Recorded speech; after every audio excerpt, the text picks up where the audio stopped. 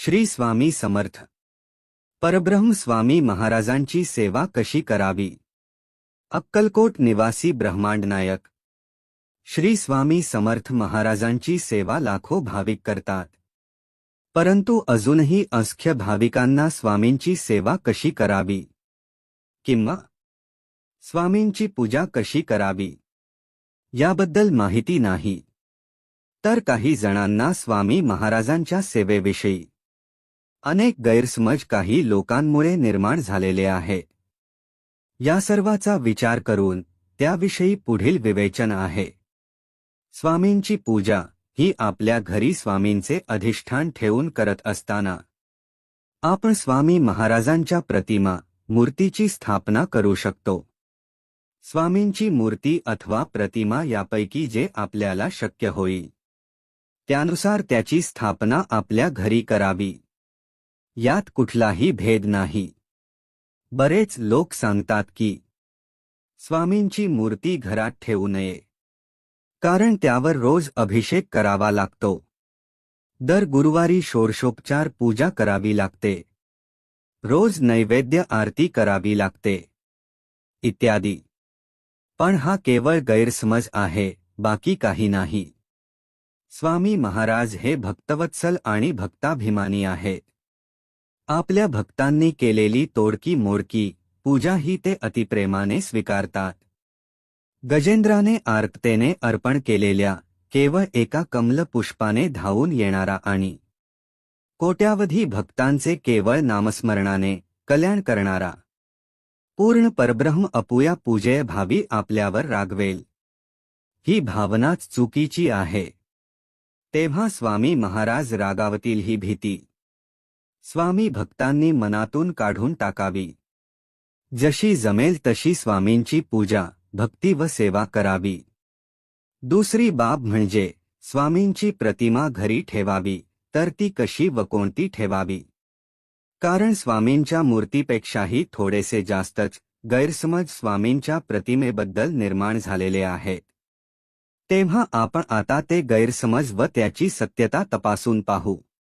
अनंतकोटी ब्रह्मांडनायक राजाधिराज योगीराज अक्कलकोट निवासी परब्रह्म भगवान श्री स्वामी समर्थ महाराज यांच्या पूजेच्या प्रतिमेच्या बाबतीत असलेले काही निरर्थक गैरसमज व त्यावर खुलासा। 1. स्वामींची प्रतिमा फोटो फक्त राजयोगात असणारी पाहिजे, हातात ब्रह्मांड गोटी असलेली नको। 2. स्वामींची वटवृक्षाखाली बसलेली प्रतिमा नको। 3. स्वामींची मागे गाय उभी असलेली प्रतिमा नको। 4. स्वामी महाराज उभे असलेली प्रतिमा नको। कारण काय तर वरील प्रतिमा या संन्यासी लोकांच्या पूजेसाठी असतात। सांसारिक अथवा प्रापंचिक लोकांनी यांचे पूजन करू नये। हे सर्व गैरसमज योग्य आणि सत्य आहेत का? तर मुळीच नाही। वरील सर्व गैरसमज हे धाधात खोटे व निरर्थक आहेत। कारण ज्या स्वामींना आपण ब्रह्मांडनायक म्हणतो त्यांचा ब्रह्मांडनायक स्वरूपातील हातात ब्रह्मांड घेतलेला फोटो ठेवायला नाही, म्हणणे म्हणजे त्यांच परब्रह्म स्वरूप व ब्रह्मांडनायकत्वच अमान्य करण्यासारखं आहे। तसेच जे स्वामी अक्कलकोटामध्ये 22 वर्ष फक्त आणि फक्त वटवृक्षाखालीच बसले त्यांचा त्या स्वरूपातील फोटो ठेवायला मज्जाव करणे। आपल्या धर्मात जिला गोमाता मानले जाते तिची पूजा सर्वत्र मांगल्य निर्माण करते असे म्हणतात। जिच्यात 33 कोटी देवता विराजमान आहेत अशी श्रद्धा आहे। जिचे मूत्र आणि विष्ठा ही पवित्र मानले जाते, किंबहुना त्याशिवाय कुठलेही मंगल कार्य संपन्न होत नाही। अन सर्वात महत्त्वपूर्ण म्हणजे स्वामींनी अक्कलकोटमधील आपल्या वास्तव्यकाळात ज्या भागीरथी गायीला क्षणभरही अंतरू दिले नाही, तिच्या मृत्यूनंतर तिची एखाद्या तपस्वी योग्याप्रमाणे उत्सव करून समाधी बांधली, तिच्याच सोबत स्वामींचा फोटो ठेवायला मनाई करणे। जे परब्रह्म आहेत, भक्तवत्सल भक्ताभिमानी आहेत आणि भक्तांच्या पाठी सदैव उभे आहेत, त्यांचाच उभा असलेला फोटो पूजन करू नये असे म्हणणे किंवा वरील सर्व प्रकारच्या प्रतिमांचे पूजन करू नये असे म्हणणे हा स्वामींच्या परब्रह्म तत्वाचा घोर अपमान आणि अक्षम्य अपराध आहे. हा अपराध कोट्यावधी ब्रह्महत्यापेक्षाही मोठा आहे. स्वामींच्या लीला काळात श्री बाळापा महाराजापासून ते श्री आनंदनाथ महाराजांपर्यंत सर्व स्वामी भक्त वटवृक्षाखालील हातात ब्रह्मांड घेतलेलाच फोटो पूजत असत. ज्यापैकी संन्यासी कमी आणि सांसारिक जास्त आहेत. पण त्याच कधीच काही अहित झालं नाही.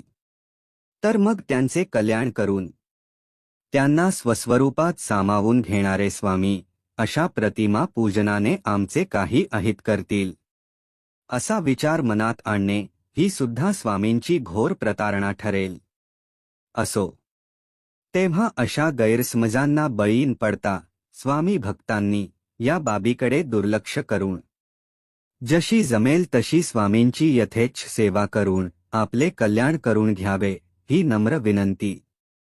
स्वामी भक्तांनो, आपल्या देवघरात आपल्या इच्छेनुसार स्वामींची मूर्ती अथवा कोणतीही स्वामींची प्रतिमा ठेवा. स्वामींची मूर्ती असेल तर रोज मूर्तीला स्नान घालून, प्रतिमा असेल तर पाणी शिंपडून स्वच्छ वस्त्राने पुसून घेऊन अष्टगंध लावा. उपलब्ध असतील ती पुष्पे, फुले स्वामींना अर्पण करा. स्वामी महाराजांना सर्वच फुले आवडतात. त्यांना अप्रिय असे एकही फूल नाही. तेव्हा उपलब्ध असणारे कोणतेही पुष्प किंवा तुळशी मंजुळा, तुळशी पत्रे स्वामींना वाहावीत. नंतर अक्षता वाहाव्यात. त्यानंतर मग दीप अगरबत्ती ओवाळून आपण जी भाजी भाकरी खातो त्याचाच सकाळ संध्याकाळ नैवेद्य स्वामींना दाखवावा. एखादे वेळी शक्य नसेल तर दूध साखर, पेढे किंवा फरसाण ठेवले तरी चालेल. केलेली प्रत्येक गोष्ट अगोदर स्वामींना अर्पित करा. नैवेद्याच्या बाबतीत सुद्धा स्वामी महाराजांना प्रियप्रिय असे काहीच नाही. अखिल सृष्टी ही त्यांचीच निर्मिती असल्यामुळे सर्वच पदार्थ स्वामींना प्रिय आहेत. तेव्हा अभक्ष्य मांसाहार सोडून इतर सर्व पदार्थांचा नैवेद्य स्वामी महाराजांना चालतो. ही बाब सदैव ध्यानात ठेवा. सकाळी उठल्याबरोबर स्वामींचे स्मरण करा.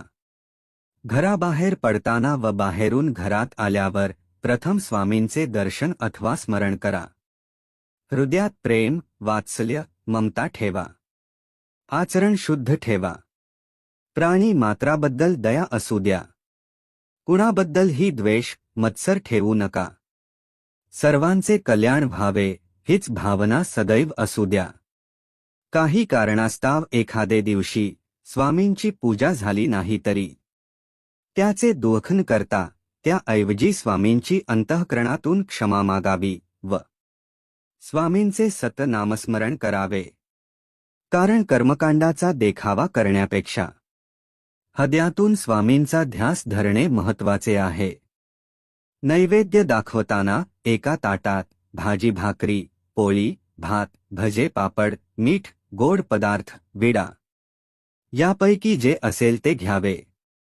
स्वामींच्या अधिष्ठानासमोर एका पाटावर पाण्याने, तांब्यातील पाण्यात आपले उजव्या हाताची मधली 2 बोटे बुडवून घेऊन एक चौकोन काढावा. त्या चौकोनावर हे ताट ठेवावे. ताटाच्या बाजूला एक तांब्याभर पाणी ठेवावे. ताटातील पदार्थावर व तांब्यातील पाण्यात तुळशी पत्रे टाकावीत. दिवा, धूप किंवा अगरबत्ती लावून स्वामींना ओवाळावे. तांब्यातील एक तुळशी पत्र घेऊन नैवेद्यावर 3 वेळा पाणी शिंपडावे व 3 वेळा फिरवावे. पाणी शिंपडताना गायत्री मंत्र म्हणावा. गायत्री मंत्र येत नसेल तर श्री स्वामी समर्थ, जय जय स्वामी समर्थ हा मंत्र म्हणून 3 वेळा पाणी शिंपडावे. यानंतर मग 3 वेळा पाणी फिरवताना ओम प्राणाय स्वाहा, ओम अपानाय स्वाहा, ओम व्यानाय स्वाहा, ओम उदानाय स्वाहा, ओम समानाय स्वाहा, ओम ब्रह्मणे अमृतवाय स्वाहा हे मंत्र अथवा श्री स्वामी समर्थ हा मंत्र म्हणून 3 वेळा पाणी ताटावरून फिरवावे. नंतर ते तुळशीपत्र स्वामींना अर्पण करून नमस्कार करावा. अशा प्रकारे स्वामींना नैवेद्य दाखविला जातो. नैवेद्य दाखविल्यानंतर 15 ते 20 मिनिटांनी ते नैवेद्याचे ताट स्वामींना नमस्कार करून उचलून घ्यावे व आपल्या भाजीत भाजी आणि भाकरीत भाकर मिळसावी, जेणेकरून घरात कायम अन्नपूर्णेचा वास राहील. वरील प्रमाणे आपण परब्रह्म भगवान श्री स्वामी समर्थ महाराजांची पूजा करावी. यासोबत रोज श्री स्वामी चरित्र सारामृत या पोथीचे 1-3-7 अध्याय वाचन करावे. रोज श्री गुरुस्तवन स्तोत्र, श्री स्वामी चरित्र स्तोत्र, श्री स्वामी पाठ आणि तारक मंत्रासह किमान 3 माळी श्री स्वामी समर्थ मंत्राचा जप करावा. याला स्वामींची नित्यसेवा असे म्हणतात. जो कोणी एवढी स्वामींची नित्यसेवा करतो त्यांचा संपूर्ण योगक्षेम स्वामी महाराज चालवतात, असे अभिवचन स्वामी महाराजांनी दिलेले आहे.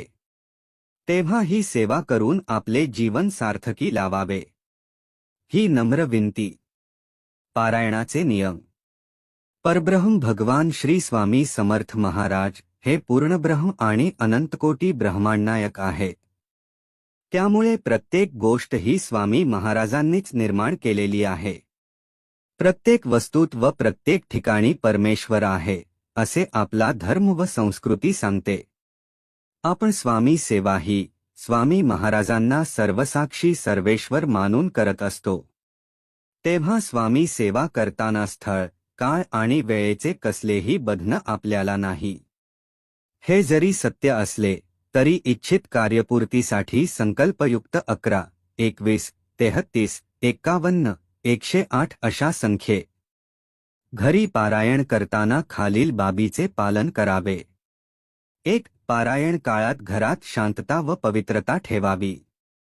स्वामी नाम चिंतन करावे. 2. पारायण हे गुरुवार किंवा शुभ दिवस पाहून सुरू करावे.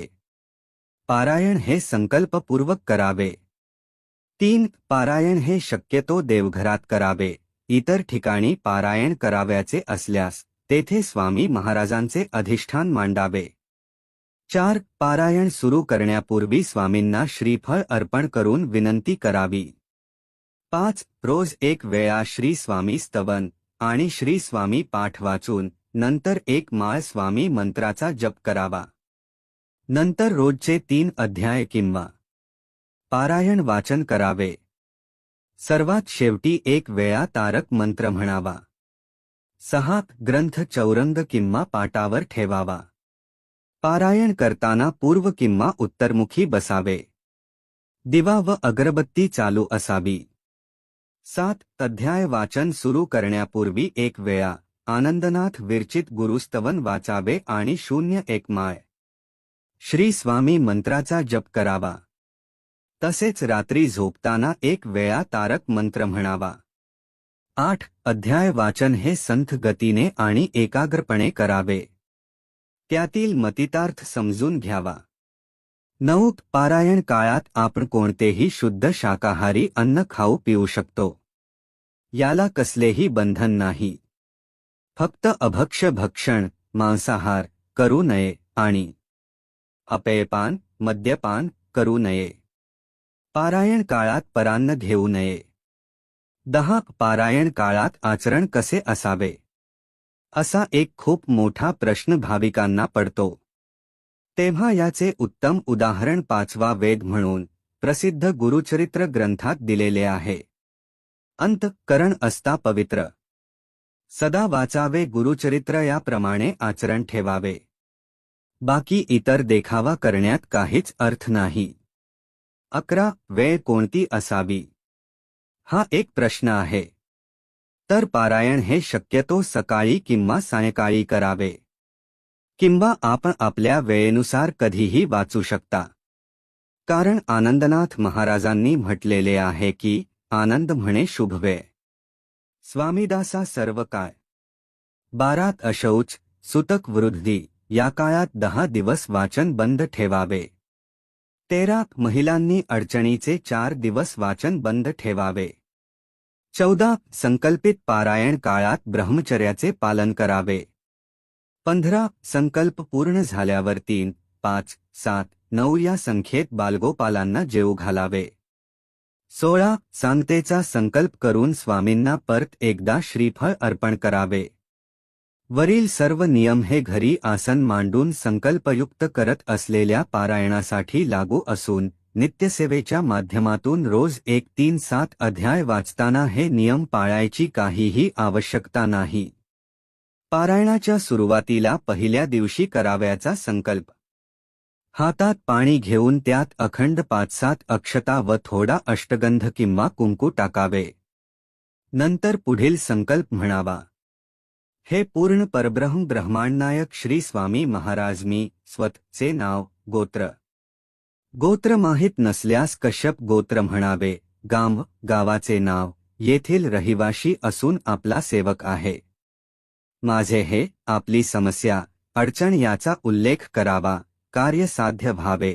या संकल्प पूर्तीसाठी मी श्री स्वामी चरित्र सारामृत या ग्रंथाचे पारायण संख्या एवढे पारायण करणार आहे.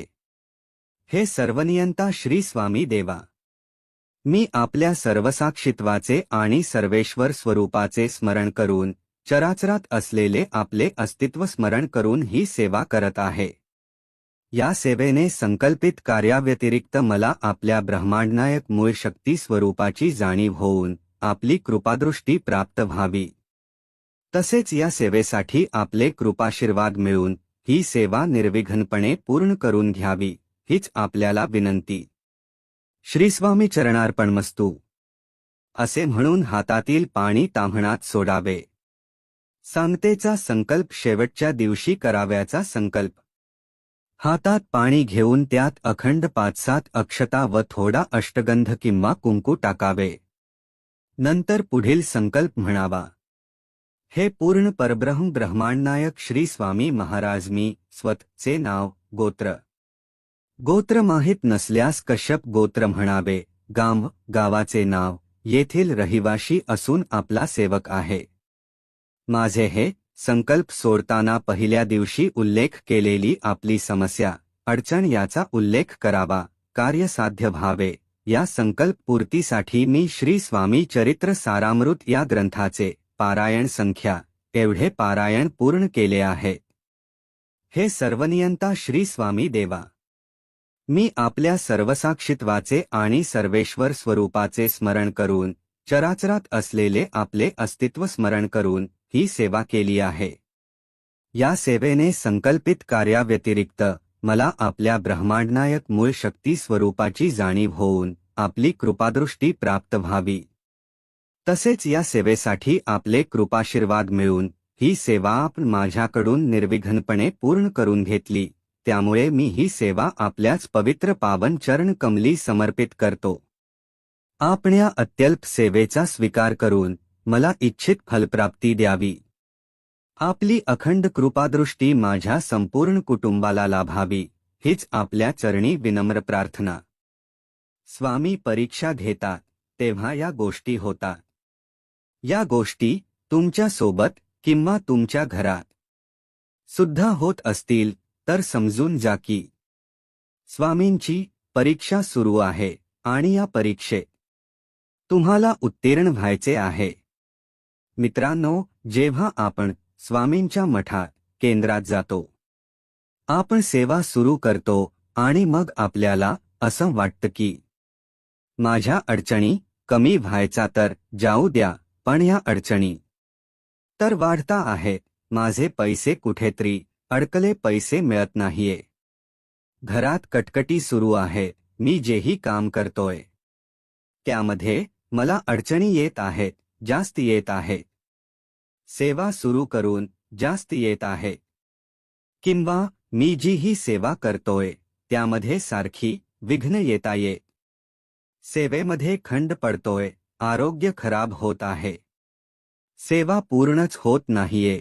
पारायण करतो, मंत्र जप करतो, काही ना काही विघ्न येते. मंत्र जप करायला बसतो तर डोक्यात अनेक विचार येतात, हीच असते स्वामींची परीक्षा. आणि या परीक्षेत आपल्याला उत्तीर्ण व्हायचे.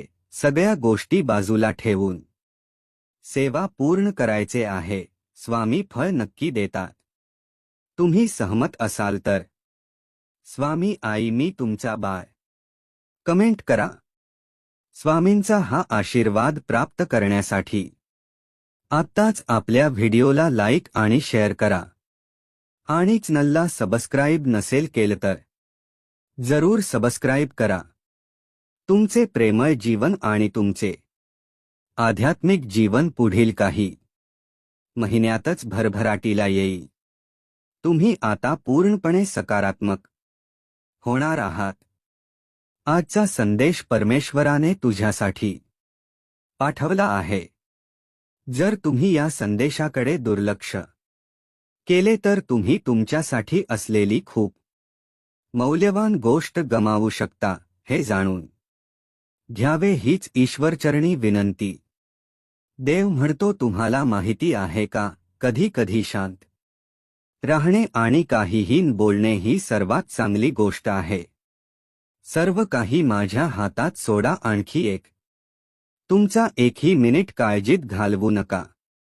तुमचे काळजी मला द्या, मी त्यांची काळजी घेईन. आनंदासाठी 5 सोपे नियम.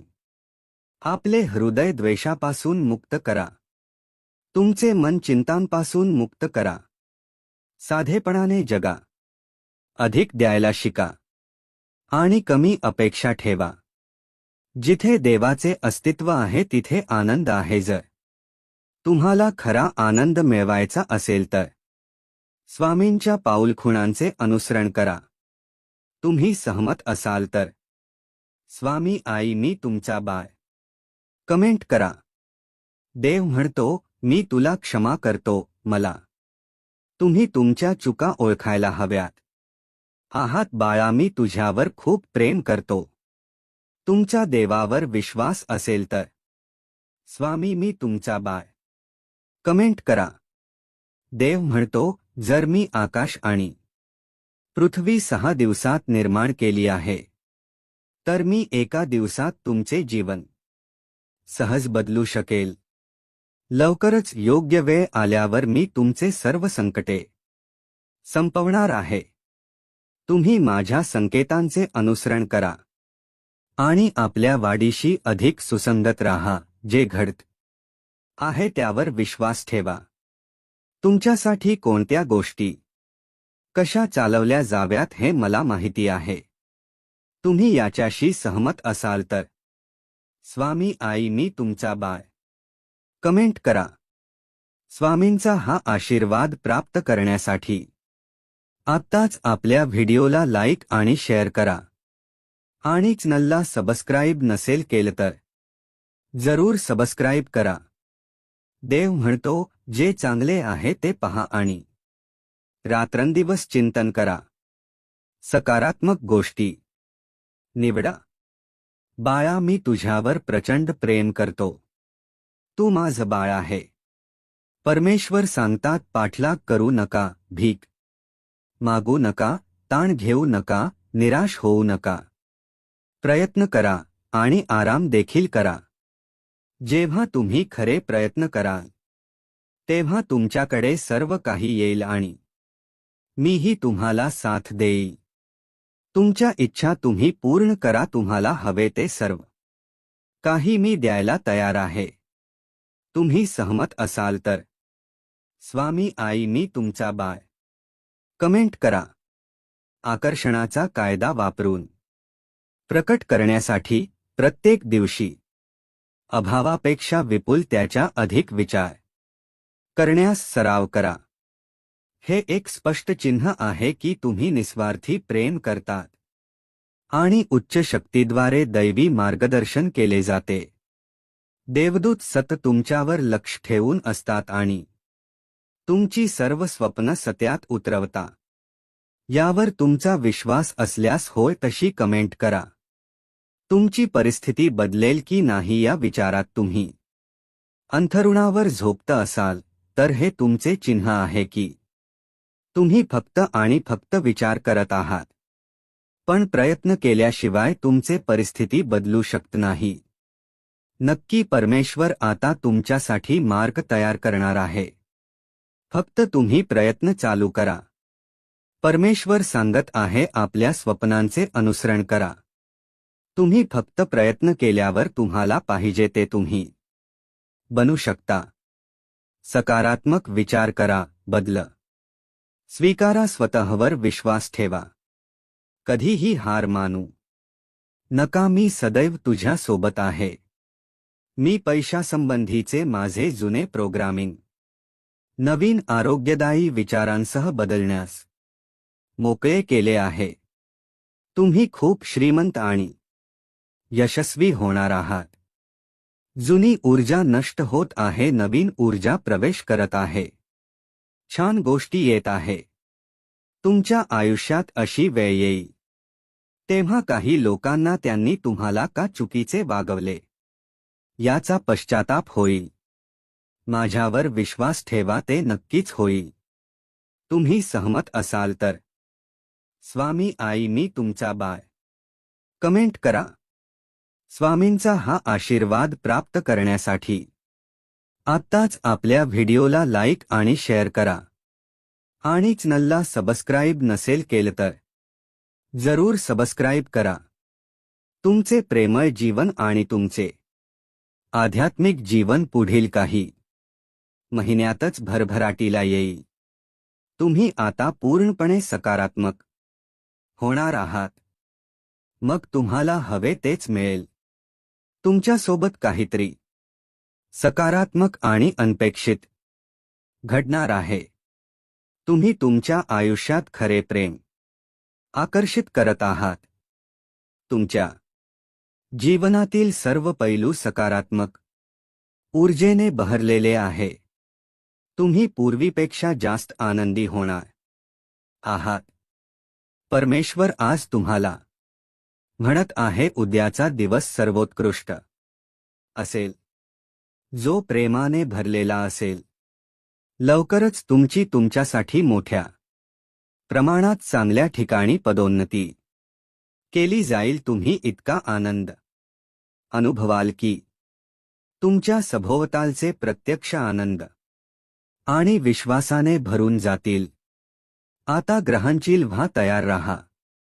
सध्या तुम्ही अशा व्यक्तीला प्रकट करत आहात जो तुमच्याशी भावनिकदृष्ट्या, बौद्धिक आणि लैंगिकदृष्ट्या सुसंगत आहे. सर्व काही अचानक आणि चमत्कारिकपणे तुमच्या बाजूने कसे कार्य करते हे पाहून तुम्ही लवकरच आश्चर्यचकित व्हाल. देव म्हणतो, मला समजले आहे की जीवन चढ उतारांनी भरलेले आहे. तथापि घाबरू नका, कारण मी तुझा देव आहे.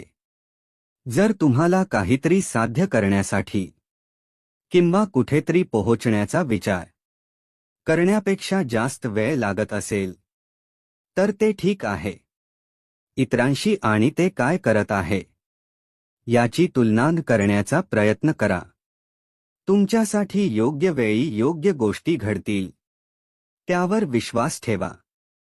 तुम्ही लवकरच तिथे पोहोचाल. देव म्हणतो, तुम्ही सध्या माझ्या योजना समजू शकत नाही, पण लवकरच तुम्हाला समजेल. देवाची वेळ कायमची असू शकते.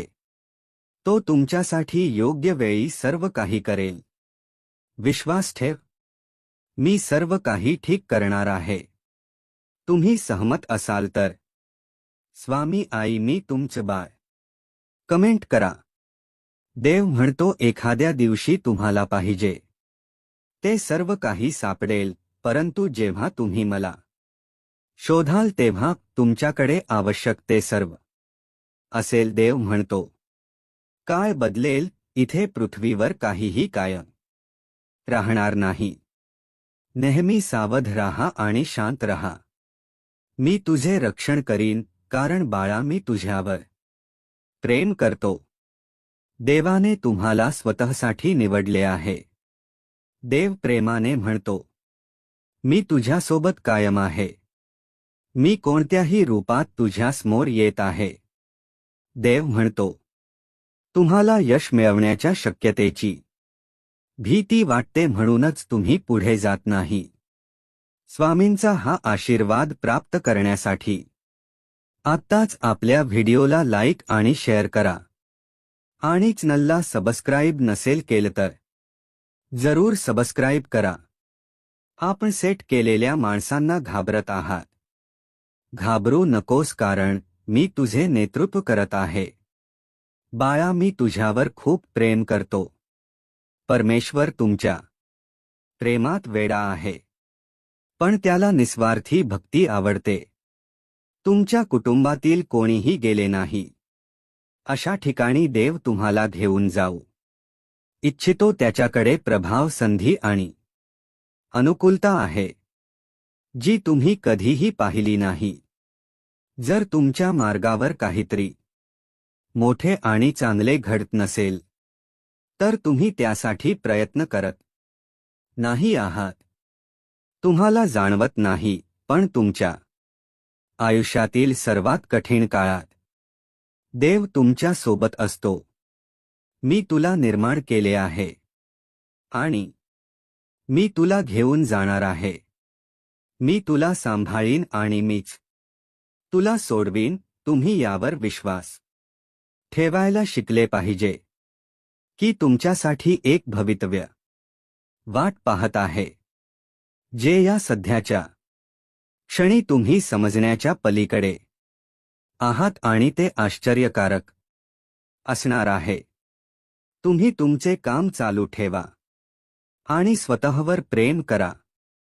तुम्ही सगळं काही छान करत आहात. तुमची उद्दिष्टे लवकरच प्रकट होणार आहे. शक्तिशाली कनेक्शन आणि संबंध तयार होत आहे. सर्व काही काम करत आहे. सकारात्मक विचार, पुष्टीकरण आणि कृतींचे परिणाम होणार आहे.